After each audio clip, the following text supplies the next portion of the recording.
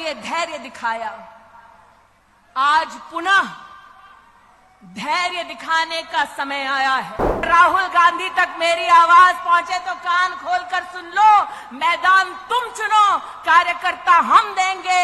आओ, तुम्हारे 10 साल और मोदी के 10 साल के बीच में क्या फर्क है, इस पे चर्चा हो जाए। इतनी गारंटी देती हूं कि युवा मोर्चा का एक भी साधारण कार्यकर्ता जाकर राहुल गांधी के सामने बोलने लगे तो राहुल गांधी में इतना दम नहीं कि युवा मोर्चा के किसी कार्यकर्ता के सामने टिक जाएगा। 26/11 का आतंक हम सब ने अपनी आंखों से देखा।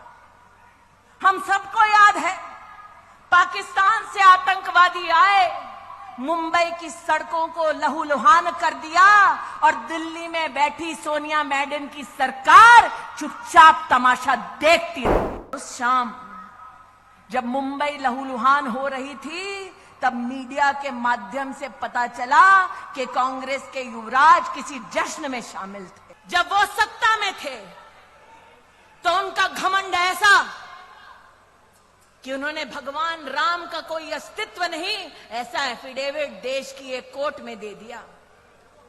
उनका घमंड देखिए कि जब वो सत्ता में थे तब उन्होंने दस्तावेज दे दिया कि राम सेतु नाम की कोई चीज नहीं। अहंकार आज भी बरकरार है। जब रामलला का भव्य मंदिर निर्मित हो रहा था, जब प्राण प्रतिष्ठा समारोह के लिए उनको भी आमंत्रित किया गया, अहंकार देखिए, उन्होंने आमंत्रण को ठुकरा दिया। देवेंद्र भाई, रस्सी जल गई, बल नहीं गया। इसलिए आज आप सबसे कहती हूं कि हर राम भक्त ने, जिसने धर्म के लिए धैर्य दिखाया, आज पुनः धैर्य दिखाने का समय आया है। हमको उकसाया जाएगा, कुछ लोगों को एआई के माध्यम से, डीपफेक के माध्यम से बरगलाया जाएगा, लेकिन आज हम डंके की चोट पर कह सकते हैं। और अगर राहुल गांधी तक मेरी आवाज पहुंचे तो कान खोलकर सुन लो। मैदान तुम चुनो, कार्यकर्ता हम देंगे। आओ, तुम्हारे 10 साल और मोदी के 10 साल के बीच में क्या फर्क है, इस पे चर्चा हो जाए।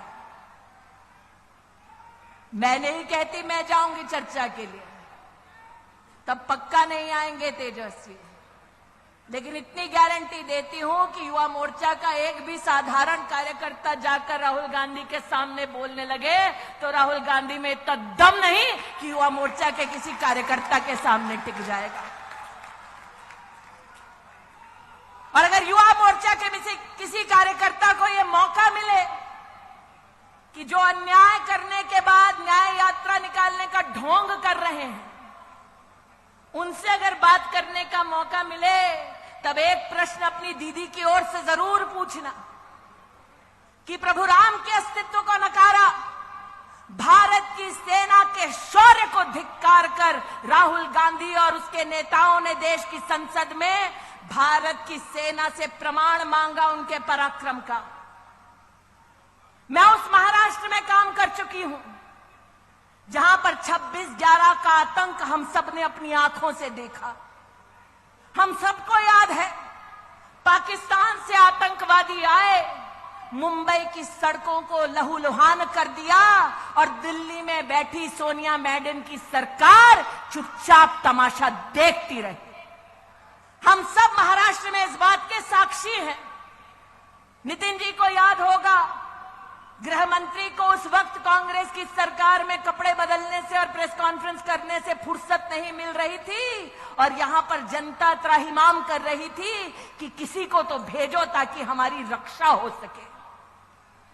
और उस शाम जब मुंबई लहूलुहान हो रही थी, तब मीडिया के माध्यम से पता चला कि कांग्रेस के युवराज किसी जश्न में शामिल थे। वो व्यक्ति जो मुंबई जब लहूलुहान हो रही थी जश्न में शामिल थे, वो भारत की सेना से उनके पराक्रम का तब प्रमाण मानते हैं जब भारत की वायुसेना पाकिस्तान में आसमान चीरते हुए आतंकवादी कैंप्स को ढेर करती है। आज चाहती हूं उनसे पूछा जाए कि क्या यह संभव था जब कांग्रेस की सत्ता थी कि विंग कमांडर अभिनंदन को भारत की सरहद पर पाकिस्तान हाथ जोड़ते हुए वापस छोड़कर जाए। और ये 56 इंच की छाती वाला है जिसने 56 घंटे में विंग कमांडर अभिनंदन को भेजा।